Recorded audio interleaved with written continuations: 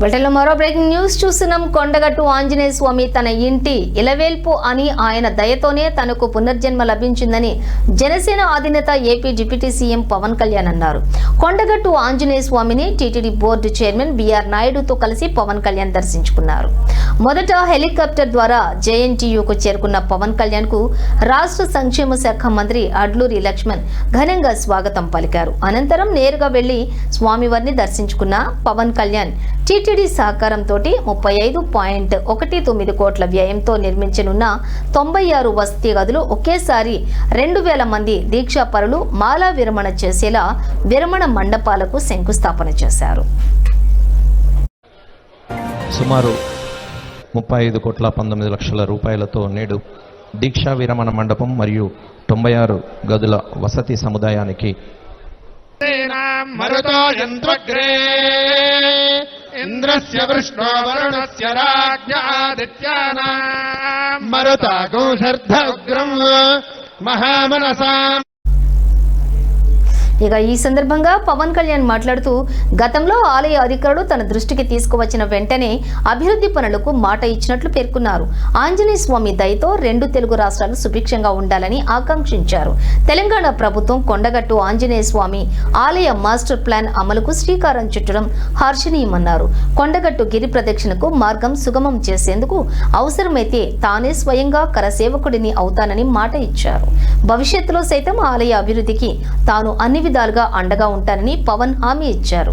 ఈ కార్యక్రమంలోని ఏపీ శాసన మండలి whip Pidugu Hariprasad, TTD board మెంబర్లు B Anandasai, B Mahender Reddy, TTD LAC chairman N Shankar Goud, AP police housing corporation chairman Kalyanam, Siva Srinivas, Choppadandi MLA Medipalli Satyam, endowments principal secretary Sailaja Ramaiyer, collector Satyaprasad తదితరులు పాల్గొన్నారు.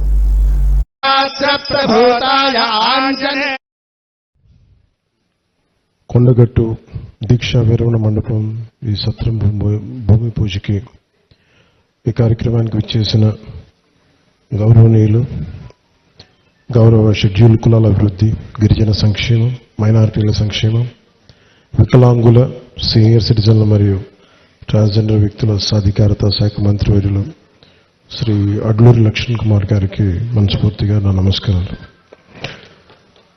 ప్రత్యేకించి మీద వస్తూ ఉన్నప్పుడు వారు రాష్ట్ర ముఖ్యమంత్రి, గౌరవ ముఖ్యమంత్రి పోరాటాలు చేసి ముఖ్యమంత్రి స్థానంలో కూర్చున్న వ్యక్తి. వారు ప్రత్యేకించి ఈరోజు స్టేట్ గెస్ట్గా ఈ కార్యక్రమం నన్ను తీసుకున్నందుకు మనస్ఫూర్తిగా గౌరవ ముఖ్యమంత్రి రేవంత్ రెడ్డి గారికి నా హృదయపూర్వక నమస్కారాలు, హృదయపూర్వక ధన్యవాదాలు. ఈ కార్యక్రమానికి కీలకంగా ఈరోజు 39 కోట్ల పైచిలకు డబ్బులతోటి ప్రారంభం చేస్తున్నామంటే ఒకసారి మన దేవుణ్ణి పవిత్రమైన ప్రదేశాన్ని ఎక్కడ కోరుకోవాలి, ఎలా కోరుకోవాలో మనకు తెలియదు. నా పక్కనే ఉన్న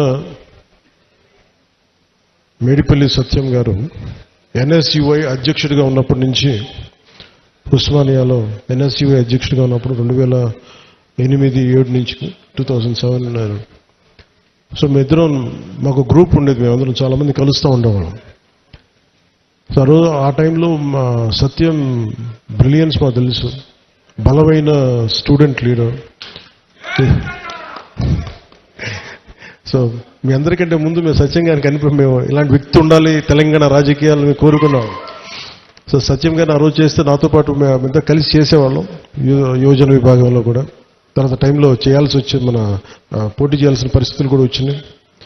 కానీ ఎప్పుడు కూడా తెలంగాణ ప్రజల పట్ల, సమాజం పట్ల బాధ్యత ఉన్న వ్యక్తి. అలాంటి వ్యక్తి ఈ రోజున మనకి చొప్పదండి నియోజకవర్గం నుంచి ఎమ్మెల్యేగా ఉన్నందుకు మనస్ఫూర్తిగా ఈ కొండగట్టు వారి నియోజకవర్గంలో ఉన్నందుకు నాకు మరింత ఆనందంగా ఉంది. చాలాసార్లు నాకు కొండగట్టు పునర్జన్మనిచ్చిందంటే దానికి ప్రత్యేక సాక్షి మన సత్యం గారు. సో నాకున్న సన్నిహితులు, స్నేహితులు అందరూ ఉండే మధ్యలో మేము ఇక్కడికి వచ్చి శ్రవణ్ కానీ అందరూ వచ్చి ఇక్కడికి వచ్చినప్పుడు యాక్సిడెంట్ అయితే హైటెన్షన్ వైర్ తగిలేదు, ఎలా మిస్ అయింది, ఎలా బతుకున్నా నాకు ఈ రోజుకి తెలియదు. అందుకే నాకు కొండగట్టు ఆంజనేయ స్వామి మీద నాకు అపారమైన భక్తి, అపారమైన గౌరవం, అపారమైన కృతజ్ఞత. ఈరోజు అర్చక ప్రముఖులు కోరుకున్నారు,